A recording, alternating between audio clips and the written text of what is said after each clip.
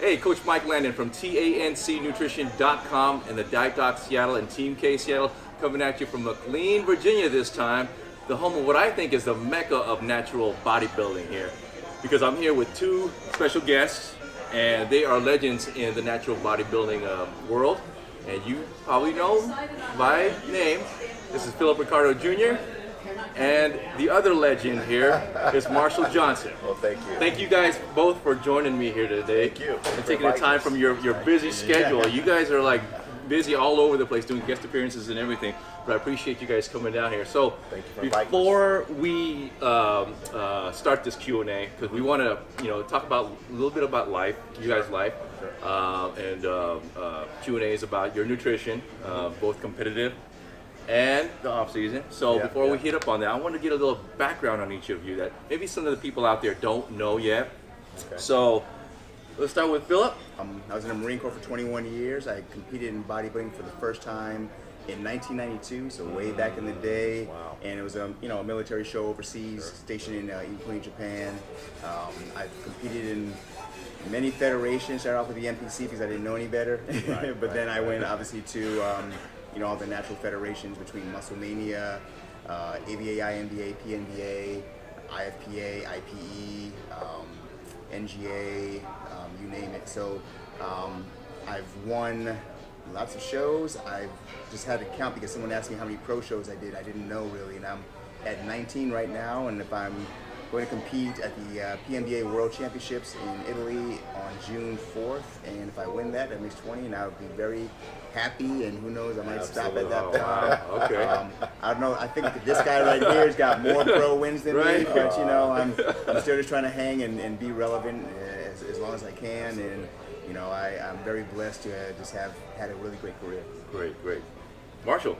Well, a little bit of backdrop. I think a lot of people know, but I'll just kind of reiterate and encapsulate the kind of the history. I came to the game late, so I started competing like from 35 to 40, and then I took a sabbatical, just for 10 years. Yeah. Life comes up, riding motorcycles, doing this, working on my Harley, customize. That just came up. And at one point I thought there would never be a time when I would not be at the gym, right? I mean, you grow up, you go into the gym, and then one thing gets in the way, next thing gets in the way, and I became that person who said, you know what, I think I'll start on Monday. and then it was like next Monday, then finally at 45 I said, so that was at 40, 45, I said, well, maybe I'll start back at 50, right?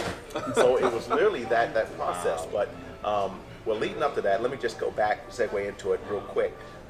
Leading up to it, I did a body transformation called Body for Life with Bill Phillips, right? Back in the day. That's what started everything. Oh, okay. And there were two ladies at the gym, and they wanted to compete. They wanted to do this body transformation.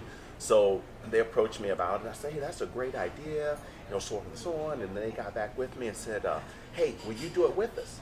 And I said, absolutely not, because I read the criteria, and part of that was regular cardio. I did not do cardio, right? So I know. So, and you had to cook, right? You had to cook all your food. So they came back and said, hey, we'll cook for you. And I said, well, you know what? Okay, great. You know what I would do? I could probably do the cardio. In the cardio, 4 weeks into this, 5 or 6, whatever it was, guys at the gym that did compete, started to come around going, man, you should probably consider doing a show. Yeah. And I'm thinking, things were changing. I mean, changing like really fast. Right. So I said, okay, well, maybe I'll consider it. And there was a guy who was a natural bodybuilder and also a powerlifter, Steve Tibetanidis. And he approached me and said, hey, Marsh, I'll work with you, kind of give you some detail, and hey, how does your diet look? And I thought, man, doc's is on point. I'm doing this. And he goes, well, cut out this, cut out that. He started changing things. Right. And then the next 2 weeks, at about 8 weeks into this, I was like changing. I mean, things were changing. Yeah. So that kind of started it. Well, I won't make it drawn out, but that started it. I did the Body for Life transformation. I placed like top 5 in however many thousands. And I got the leather jacket, which I still have. I'll have to bring it in, check it out. You're bring it up. And I always say to people, and I said, I didn't win. I said, the only reason I think I didn't win is because, I hate to say it, I didn't have a real sob story. You know, I didn't. You know, I was broken and I was down and out. You know, I didn't have that, right? And I had was looking for that. I know. And I was, yeah, you know, they needed this story. You know, the person that won.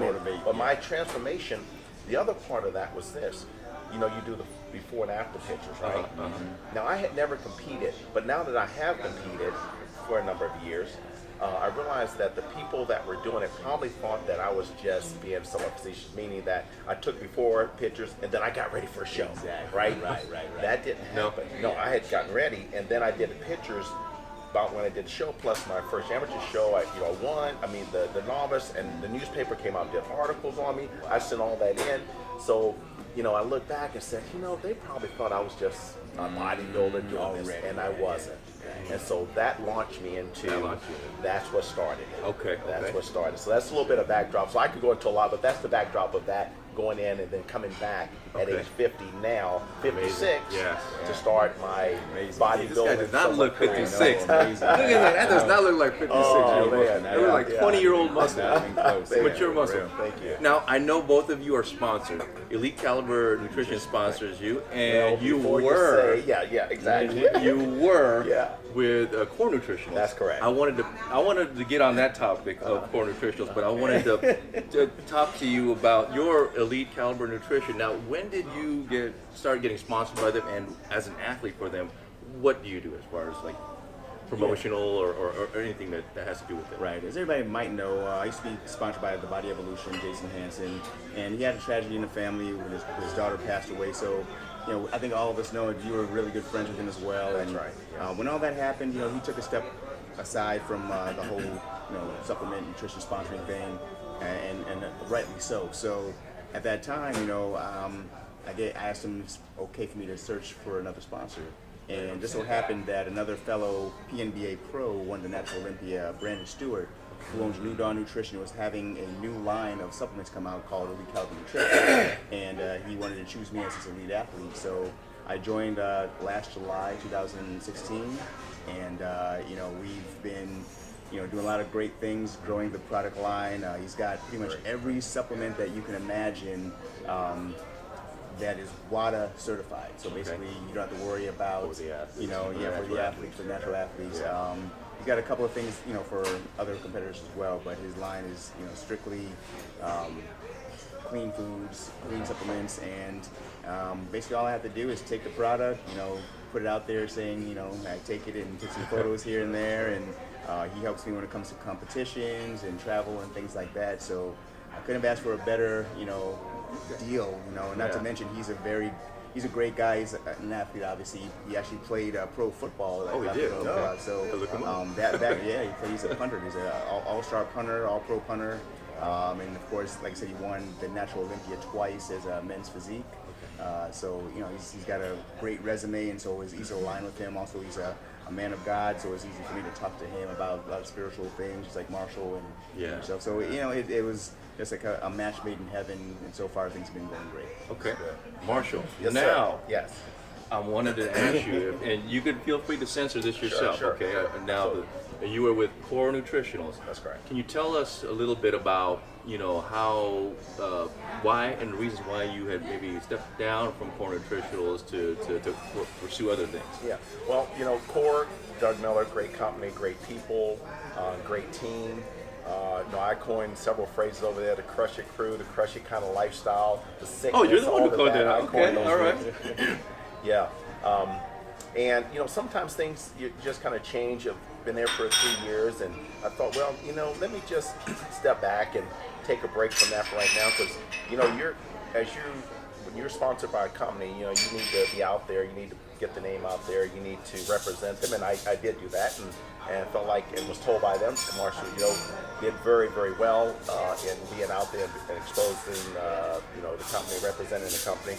But, you know, this year coming in, I just said, you know what, new year, new direction, going to do things a little differently, and I just made a decision, if I'm not going to be really out there in the front, that I'm going to step back. And so I sent something to the team, said, hey guys, I'm going to be taking going in a different direction. And I'll just say I started to pursue another company. I'll just toss the name out there first for them.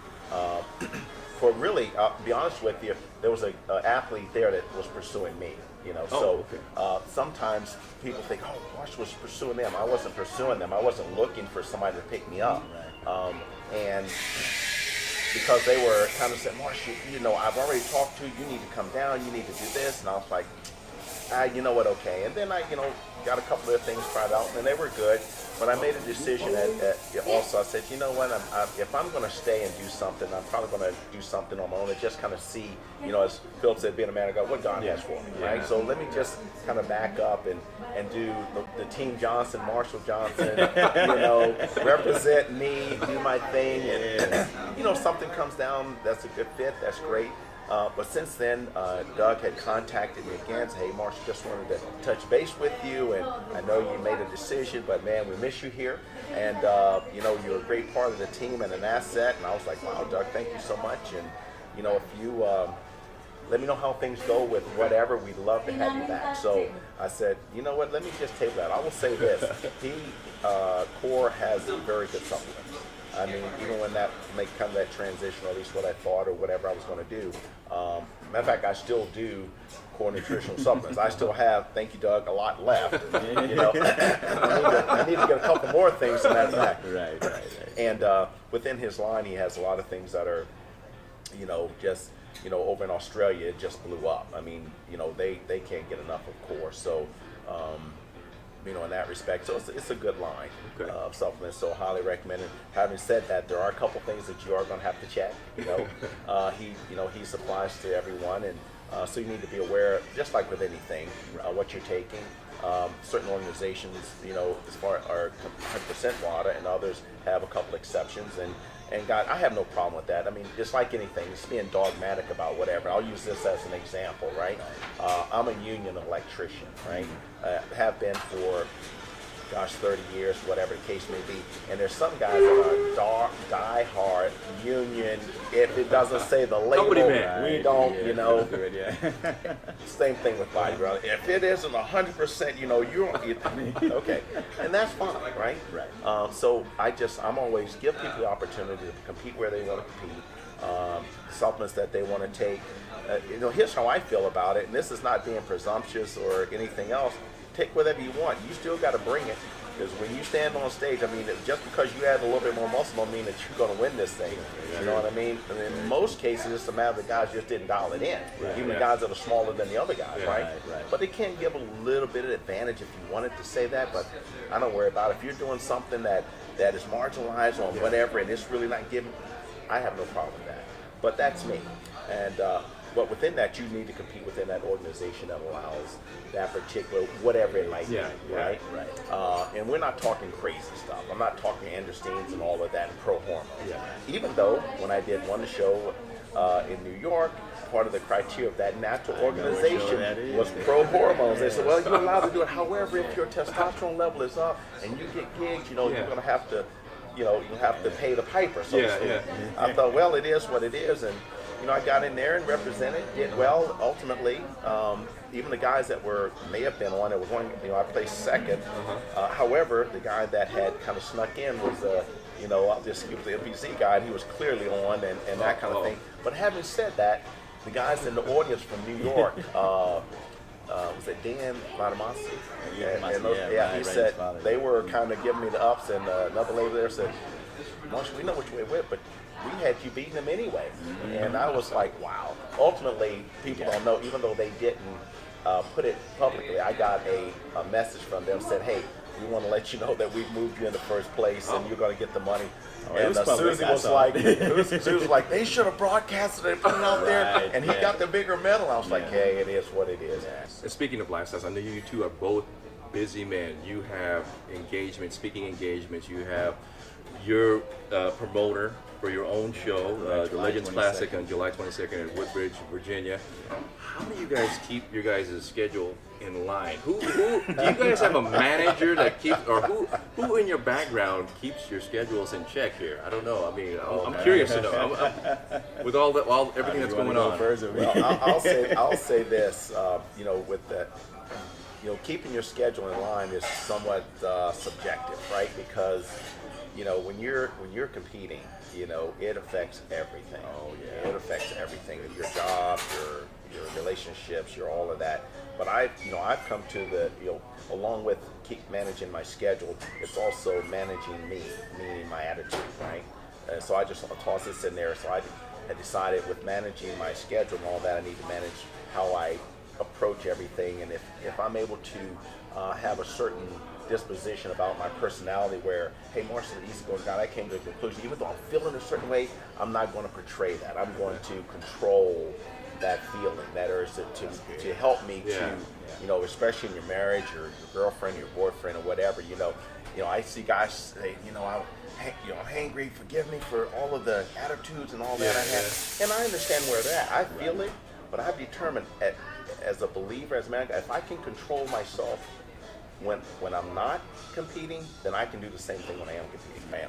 Now, and as far as managing, it's a matter of, you know, when you realize that there's something that's getting out of kilter, you just got to step up. You know, I even say my boss, for example, I'm doing a lot of shows after a while, doing quite a few, and as we were saying, a lot, you know, kind of just rolling and you know, being the manager of, you know, our department in WBC, you know, when everything starts like, oh my gosh, I'm overwhelmed, and my boss looks at me like this. I'm like, I know.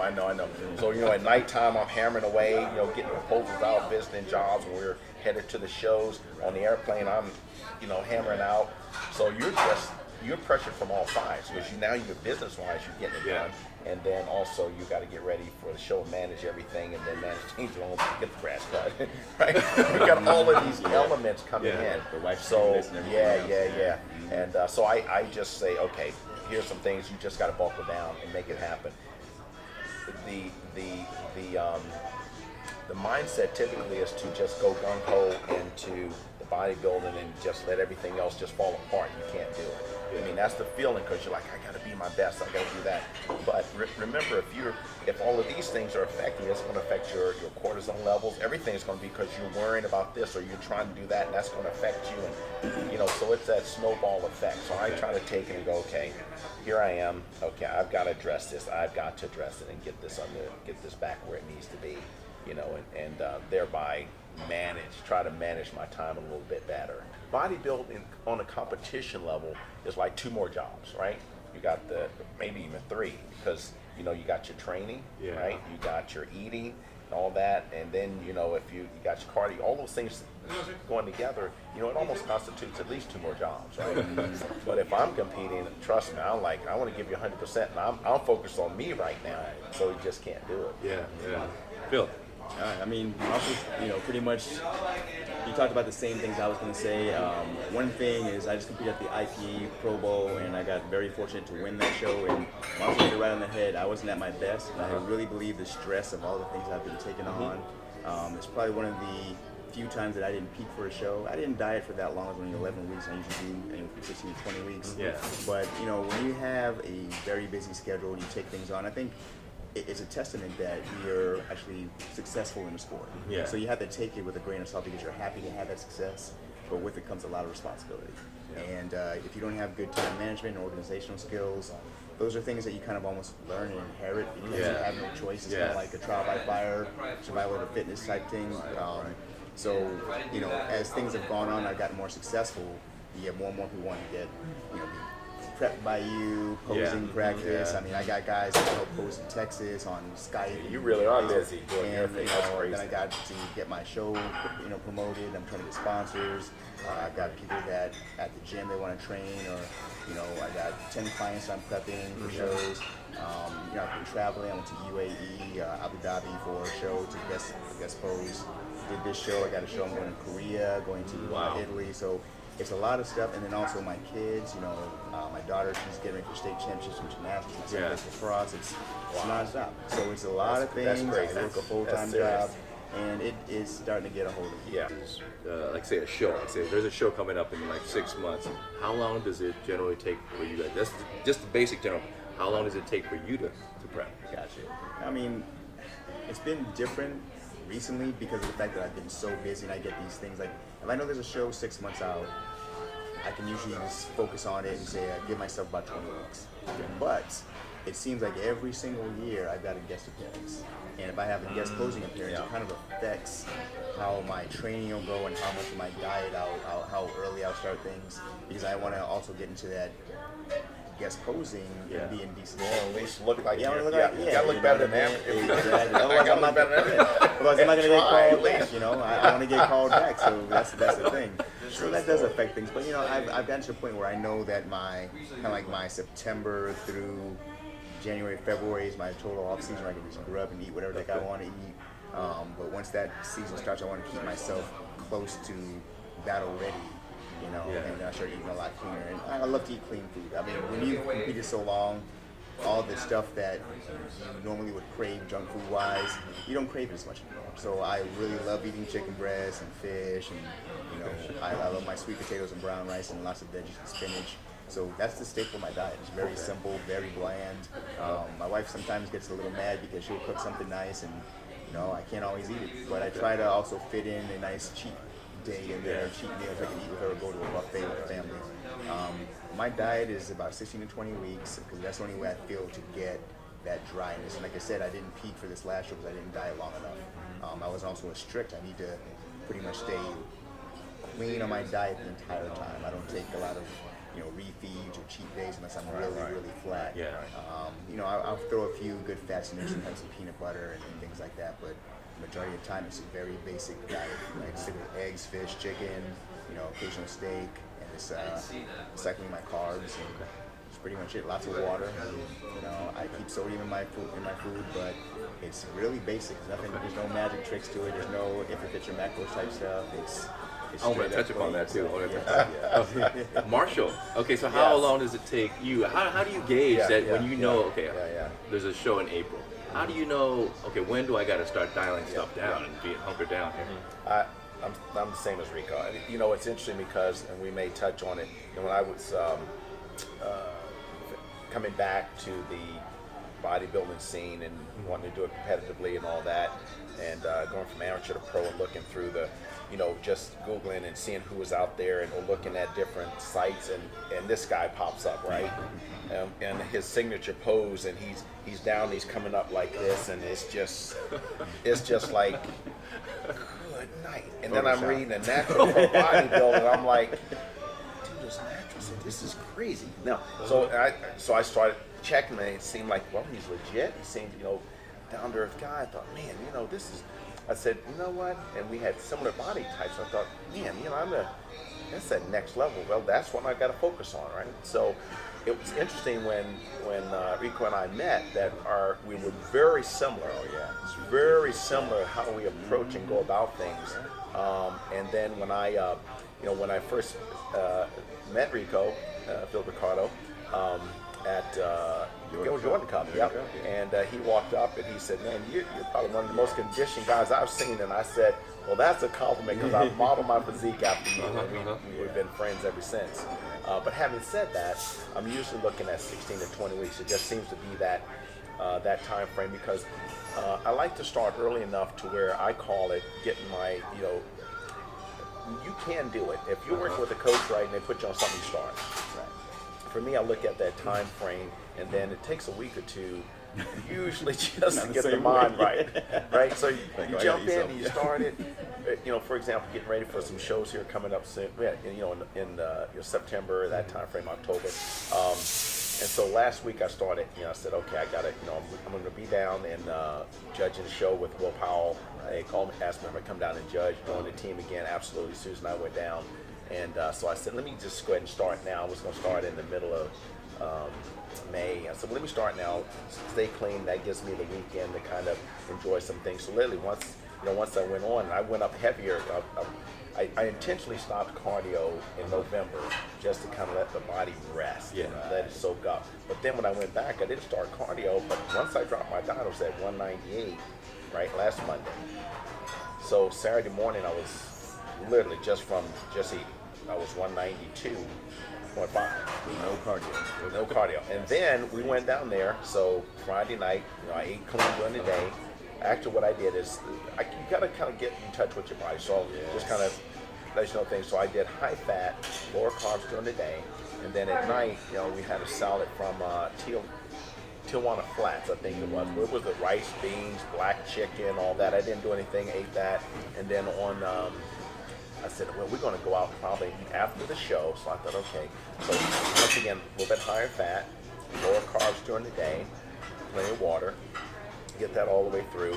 That night, they said, this is a great burger place called Evolution. Ooh. Oh, my God. Rico, this was stuff. So we went there. I had the burger, and I didn't do the fries, but I did the onion rings, so I wouldn't have as many carbs.